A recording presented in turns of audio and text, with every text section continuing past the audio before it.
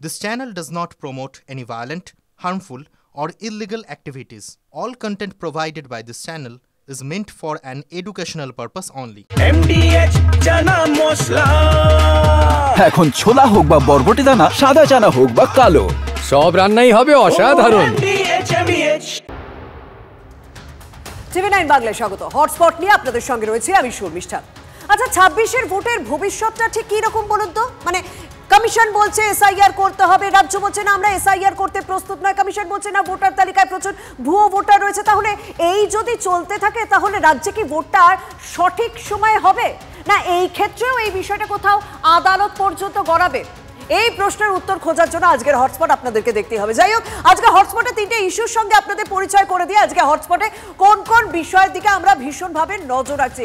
হটস্পটে আজকে প্রথম ইস্যু ভোটের ভবিষ্যৎ। হয়েছে 26-এর ভোটের ভবিষ্যৎ কোন পথে যেতে চলেছে, কোন দিকে ঘুর পথে আদেও ভোটের বাক্স অব্দি পৌঁছয় কিনা, সেই নিয়ে আপডেট থাকবে আপনাদের সামনে। দ্বিতীয় ইস্যু কি, ভোটের জোটের জমজমাট। এই জোটের ইঙ্গিতটা কিন্তু গতকালই আমরা হটস্পটে দিয়ে দিয়েছিলাম, তারপর তো রাত বাড়তে বাড়তে এক এক পর এক যা ছবি এবং প্রতিক্রিয়া আসতে থাকলো, তাই অনেকেই প্রশ্ন করতে শুরু করেছেন যে যদি ভোট হয় তাহলে কি জোড়া ফুলের কোথাও একটা ছোঁয়া পাওয়া যাবে হাতের মধ্যে, মানে হাতের মধ্যে কি কোথাও জোড়া ফুল আমরা দেখতে পাবো? আমরা সেই খবরের দিকে নজর রাখবো।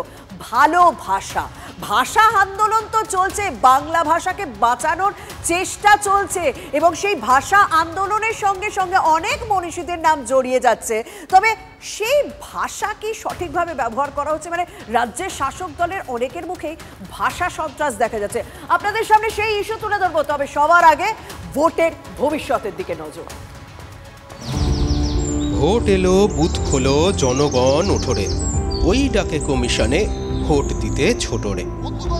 শীত গ্রীষ্ম বর্ষা আমরাই ভাষা, আপনার আপদে বিপদে আমরা ছিলাম, আছি, তাই আসন্ন নির্বাচনে আমাদের ভোট দিন, আমাদের জয় হোক। চমকে গেলেন? আরে চমকে যাওয়ার মতো কিছু বাকি আছে কি? ভোট এসে গেছে, মিটিং মিছিল সভা সমাবেশে ভোটের ঢাকে কাঠি পড়ে গেছে, তুমুল লড়াই চলছে। তবে এখানে লড়াইটা তো এবারে বললাম না, গতকালই দল বনাম নির্বাচন কমিশনের লড়াই। আর এই সব কিছু মিলেমিশে ভোটের ভবিষ্যৎ টিজারে এই মুহূর্তে সুপারহিট হয়ে গিয়েছে। রাজ্য এসআইআর এর জন্য প্রস্তুত নয়। সূত্রে খবর, নির্বাচন কমিশনকে এমনই চিঠি নাকি দিতে চলেছে রাজ্য সরকার। এসআইআর এর প্রস্তুতি নিতে পর্যাপ্ত সময় প্রয়োজন বলে চিঠিতে উল্লেখ করা হলো। 26-এর ভোটের আগে এসআইআর ঠেকাতে কোথাও মরিয়া চেষ্টা চালাচ্ছে রাজ্য সরকার? প্রশ্ন উঠছে। ভোটার লিস্টের নামে এনআরসি করার প্ল্যান চলছে। বিজেপিকে আমি বিশ্বাস করি না। আপনারা জেনে রাখুন, আপনাদের গায়ে হাত পড়লে আমরা কেউ ছেড়ে কথা বলবো না। এসআইআর বা স্যাড, ইয়েস স্যাড বলে যারা নির্বাচন কমিশনের মতো প্রতিষ্ঠানকে বিক্রি করে দিয়েছে, আমরা তাদেরকে বলছি নো স্যার, এসআইআর বাংলায় হবে না। এই চুপি চুপি ভোটের কারচুপি আমরা বাংলায় করতে দেবো। তৈরি করেছে double engine Sarkar, government of India, election কমিশনকে সাথে রেখে।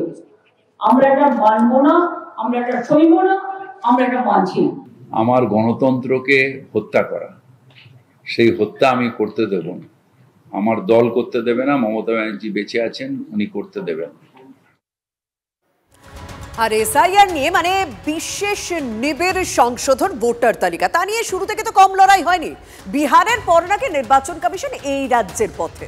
রাজ্যের মুখ্য নির্বাচনী আধিকারিকও জানিয়ে দিয়েছিলেন তারা তৈরি, কিন্তু রাজ্য সরকার অন্য পথে কেন? স্বাভাবিক, কারণ তৃণমূলের দলের যে এজেন্ডা, সেই এজেন্ডাটা এসআইআর এর পরিপন্থী। তৃণমূলের এজেন্ডা বাংলাদেশি জেহাদি রোহিঙ্গাদের, মৃত ভোটারদের, ভুয়ো ভোটারদের নাম নিয়ে নির্বাচন করা। এসআইআর 2002-3 হয়েছিল, এখন এবারে হবে। এসআইআর আটকানোর একটা উদ্দেশ্য হচ্ছে একটাই, সেটা হচ্ছে যেন তেন প্রকারে বাংলাদেশ থেকে ঢোকা যারা ভারতীয় নাগরিক নয় সেই সমস্ত মুসলমান এবং রোহিঙ্গা মুসলমানদেরকে ভারতীয় ভোটার লিস্টে যেন পার্মানেন্ট করা যায়, সেই প্ল্যানিংয়ে এরা চলছে। এদের উদ্দেশ্য একটাই। আর দেশের স্বার্থে এশিয়ারও এখানে লাগু হবে এবং তাকেও মেনে নিতে হবে, নাহলে ভোট হবে না বাংলার। আর সেই কারণেই তো অনেকে প্রশ্ন করছিলেন যা করা তো রাজ্য নির্বাচন কমিশন করবে, রাজ্য সরকার কেন বলছে যে তারা প্রস্তুত নয়? মানে তারা তো শুধুমাত্র লজিস্টিক সাপোর্টটা দেবে, হয়তো রাজ্যের পক্ষ থেকে অন্য যুক্তি পাওয়া অবশ্যই যাবে, তবে মানবো না হবে কি হবে না এত হইচই দেখে জনতা এই সব প্রশ্নের উত্তর পাচ্ছেন না।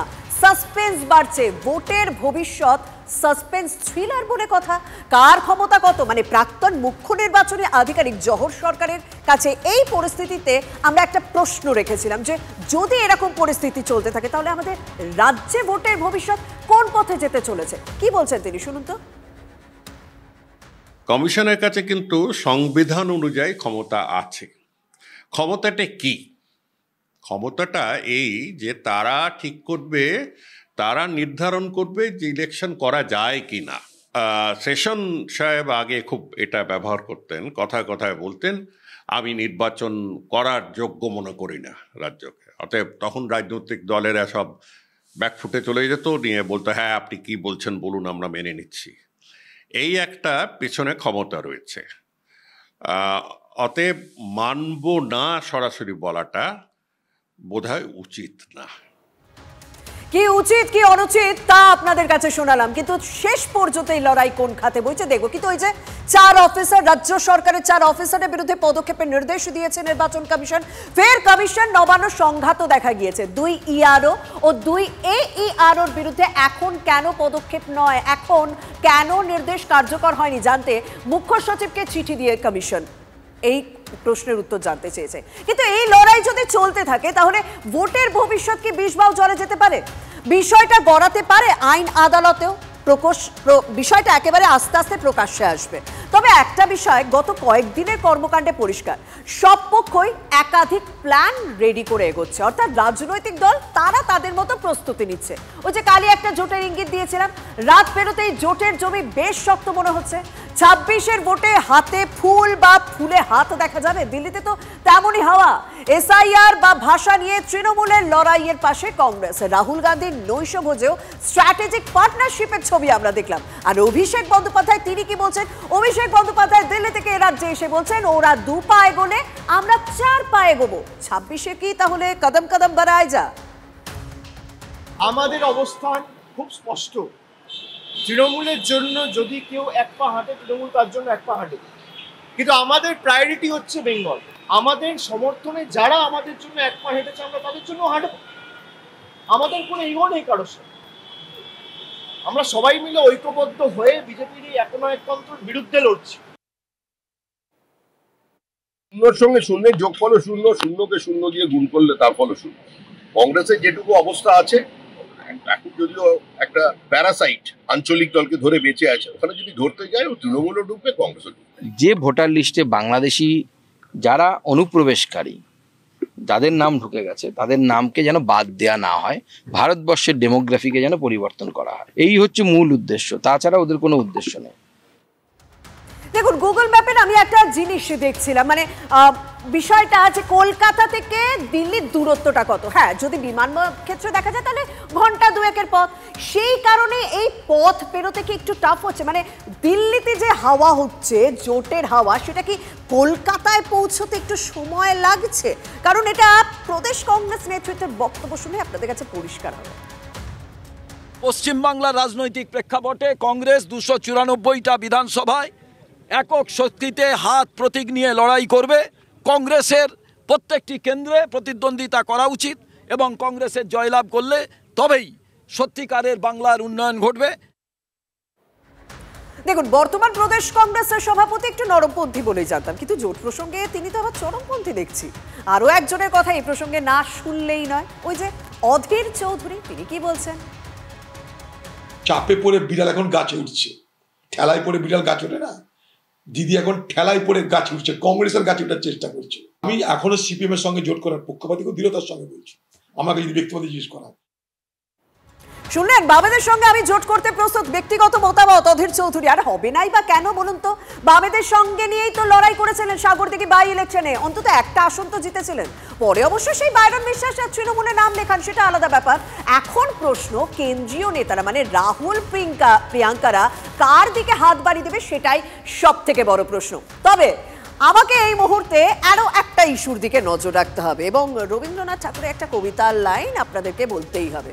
জানি আমি জানি তারে, শুনেছি তাহার কীর্তি কথা। রবীন্দ্রনাথ ঠাকুরের ভাষা ও ছন্দ কবিতার এই লাইনটা আজ ভীষণ করে মনে পড়লো, কারণ রাজ্য রাজনীতিতে এখন কত কীর্তিই না হচ্ছে, আর সেগুলোই বলি আপনাদের এখন এক এক করে। আর সেই কীর্তি কথার মধ্যে তার নামও তো বারে বারে ফিরে আসছে, মানে কবিগুরু রবীন্দ্রনাথ ঠাকুরের নাম। ওই বাংলা ভাষা বাঁচানোর জন্য যে এখন আন্দোলন চলছে না, তার জন্য বলছে বাংলা ভাষা বলে কোনো ভাষাই নেই, তো রবীন্দ্রনাথ ঠাকুর কোন ভাষার কথা বলতেন? দেখলেন, আমি শুধু বলি না, বাইটও শোনাই, বক্তব্য শোনাই। দাঁড়ান, এবার তো বাঙালি অস্মিতার লড়াইয়ে রবীন্দ্রনাথ এবং মমতা বন্দ্যোপাধ্যায়কে এক বন্ধনীতে রেখে দিয়েছেন কলকাতার মেয়র ফিরহাদ হাকিম, তাও আবার কবিগুরুর প্রয়াণ দিবসে। আমাদের বাংলা ভাষার উপরে সন্ত্রাস আছে, বাঙালির অস্তিত্বকে নষ্ট করার একটা চেষ্টা হচ্ছে। বাংলা এবং বাঙালির সঙ্গে বিশ্বাসঘাতকতা করেছে কংগ্রেস, আর তার ডিএনএ আছে তৃণমূল কংগ্রেসের মধ্যে। ভুলে গেছেন বঙ্গভঙ্গের সেই ব্যথা যেটা রবীন্দ্রনাথ ঠাকুর তার হৃদয়ে নিয়ে এই 22শে শ্রাবণ আমাদের ছেড়ে চলে গেছে। গীতাঞ্জলির জায়গায় কথাঞ্জলি, গীত বিতানের জায়গায় কবিতা বিতান। রবীন্দ্রনাথ তো উপর থেকে চমকে চমকে উঠছেন তৃণমূলের কাছে এ ধরনের কথাবার্তা শুনে। আমি ধন্যবাদ জানাই আমাদের মুখ্যমন্ত্রী মমতা বন্দ্যোপাধ্যায়কে, তিনি গর্জে উঠেছেন এর প্রতিবাদে। উনি তাতে নেই, উনি রবীন্দ্রনাথ হয়েছেন, আর কি কি উনি হতে চান আমি জানি না।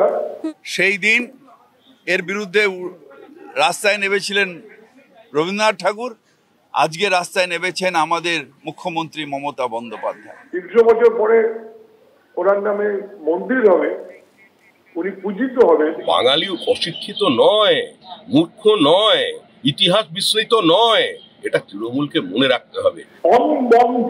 এটাই আসল কবিতা হিসেবে পরিগণিত হয়েছে। তৃণমূল রবীন্দ্রনাথ নিয়ে কথা বলছে, মানুষ হাসছে। দেখুন, তবে তো প্রথম নয়, ফিরহাদ হাকিমের আগে শাসক দলের অনেক নেতাকর্মী মমতা বন্দ্যোপাধ্যায়কে সেই নেতাজি থেকে মা শারদা কিংবা বিদ্যাসাগরের সঙ্গে এক সারিতে রেখে তুলনা করে গিয়েছেন। একটু ছোট উদাহরণ না দিলে তো হয় না। নেতাজি সুভাষচন্দ্র বসুও কিন্তু আলাদা দল নিয়ে তিনি দলীয় রাজনীতিতে সফল হতে পারেননি, তিনি একটা ঐতিহাসিক বিপ্লবী। বাংলার মাটিতে যদি আলাদা দল করে কেউ কোনো নেতা বা নেত্রী সফল হয়ে থাকেন, তো তাহলে সেটা একমাত্র মমতা বন্দ্যোপাধ্যায়। মমতা বন্দ্যোপাধ্যায়ের জন্মের সময়টা হচ্ছে সেই অঙ্কটা মিলিয়ে দিচ্ছে। তিনি মা শারদা, তিনি ফ্লোরেন্স নাইটিঙ্গেল, তিনি সিস্টার নিবেদিতা, তিনি ঘরের দুর্গা। মমতা ব্যানার্জির মাথায় চিন্তনে, দর্শনে, ভাবনা ওই বিদ্যাসাগর, ওই বিদ্যাসাগর, ওই বিদ্যাসাগর। বাংলার মুখ্যমন্ত্রী মমতা বন্দ্যোপাধ্যায়, যার মধ্যে আমরা ভক্তি নিবেদিতার ছায়া দেখতে পাই। যেমন লতা মঙ্গেশকর, সচিন তেন্ডুলকর, এরা কিন্তু জন্মে যাদের ভগবান পাঠিয়েছে কোন একটা কারণের জন্য, তেমনও কিন্তু মমতা বন্দ্যোপাধ্যায় একজন এমন নেত্রী যাকে পাঠানো হয়েছে মানুষের সেবা করার জন্য। দেবার জন্য একজনই আছেন, তিনি হচ্ছেন মানে মা শারদার মতন হাত তুলে বসে আছেন মাননীয় মুখ্যমন্ত্রী মমতা বন্দ্যোপাধ্যায়। দেখুন, এই বাংলা ভাষাকে বাঁচানোর জন্যই পথে মুখ্যমন্ত্রী, আর সেই আন্দোলনকে সামনে রেখে রবীন্দ্রনাথ ঠাকুরের ভাষা আন্দোলনের সঙ্গে মিলিয়ে দিয়েছেন মেয়র ফিরহাদ হাকিম। তবে সেই ফিরহাদ হাকিম ঘনিষ্ঠের মুখে ভাষা সন্ত্রাস, তাও আবার আজই সেই খবর এলো, আজই সেই ভিডিও ভাইরাল হলো। ঘাস কলকাতার 80 নম্বর ওয়ার্ডের কাউন্সিলর আনোয়ার খানের প্রকাশ্য সভা থেকে হুমকি শুনুন, ভাষাটা শুনুন। आप लोग यहाँ जो लोग भी बीजेपी करता है, उन लोग कान खोल कर सुन लो बाबू, अभी से अपना रवैया चेंज कर लो, नहीं तो किसी को बख्शा नहीं जाएगा इस तारक अल्लाह के नगरी में, किसी को बख्शा नहीं जाएगा, खत्म कर देंगे ये लोग को। मेरा आवाज अगर सुन रहा है, ए कुत्ता, दो कुत्ता एक कुतिया, आवाज सुन रहा है तो सुन ले, खत्म कर देंगे राजनीति तुम लोग। দেখুন, বন্দর এলাকার কাউন্সিলরের ভাষা নিয়ে আমার কোনো সমস্যা নেই, মানে তিনি হিন্দি বলুন বা বাংলা বলুন সেটা তার ব্যাপার, সেটা তার বিষয়, কিন্তু তার শব্দ চয়ন শুনেন। আমরা এই নিয়ে তাকে যখন প্রশ্ন করলাম, তখনও তার একই ভাষা, যাকে ভাষা সন্ত্রাস বললে খুব ভুল হবে কি? যদি কুকুর আছে তো কুকুর বলবোই নিশ্চয়ই, কারো ঘর কেউ ভাঙাবে, কারো পেটে লাত মারবে, সে কুকুর হবে না তো কি বলবো আমি? ওকে কুত্তা বলবো, আজকেও বলছি ও কুকুর আছে। তাহলে তার এই ঔদ্ধত্যের কারণ কি? তার এই ঔদ্ধত্যের কারণ কি ফিরহাদ হাকিম? মেয়র শুনুন কি বলছেন। আমি একমাত্র ববি হাকিম ফিরহাদ হাকিমকে চিনি, সেই হচ্ছে আমার দাদা, সেই হচ্ছে আমার মা, সে হচ্ছে আমার বাবা, সেই হচ্ছে আমার গার্জিয়ান, সে হচ্ছে লিডার। তাকে ছাড়া আর কাউকে আমি চিনি না, আর কাউকে জানিও না। উনি আমাকে বসিয়েছে, আমি ওনার হয়ে এখানে কাজ করতে এসেছি। আর মেয়র কি বলছেন, মানে ফিরহাদ হাকিম কি বলছেন একবার শুনুন। আনোয়ার নিয়ে বলছে আনোয়ার নিয়ে বলছে আনোয়ার নিয়ে বলছে স্পিকটি নট, ইশারাই কাফি। মুখ্যমন্ত্রী আজ এক্স হ্যান্ডেলে ভাষা সন্ত্রাসহীন দেশ গড়ার ডাক দিয়েছেন, আর এই নিয়ে তো রাজনীতি হবে। কাউন্সিলরের বিরুদ্ধে ব্যবস্থা না নেওয়া হলেও রাজনীতি চলবে। বাঙালি তুমি শুনে রাখো, তোমাদের বাড়ির পুরুষেরা কুত্তা আর তোমাদের মহিলারা হচ্ছে কুতিয়া। যদি এই ধরনের উগ্র ভাষা ব্যবহার করে থাকে এটা সমর্থনযোগ্য নয়। কোথায় আজকে সবাই নীরব কেন? রাজ্যের সঙ্গে আলোচনা ছাড়াই এসআইআর এর জন্য প্রস্তুত কমিশন। আলোচনা ছাড়াই কিভাবে প্রস্তুতি? সিইও কে চিঠি স্বরাষ্ট্র সচিবের, ব্যাখ্যা চেয়ে রাজ্যের মুখ্য নির্বাচনী আধিকারিকের চিঠি নবান্নের। এসআইআর এর জন্য রাজ্য প্রস্তুত, কমিশনকে জানিয়েছিলেন সিইও রাজ্য মুখ্য নির্বাচনী আধিকারিক। বিষয়টি সংবাদ মাধ্যমে জেনে কমিশনকে প্রশ্ন স্বরাষ্ট্র সচিবের।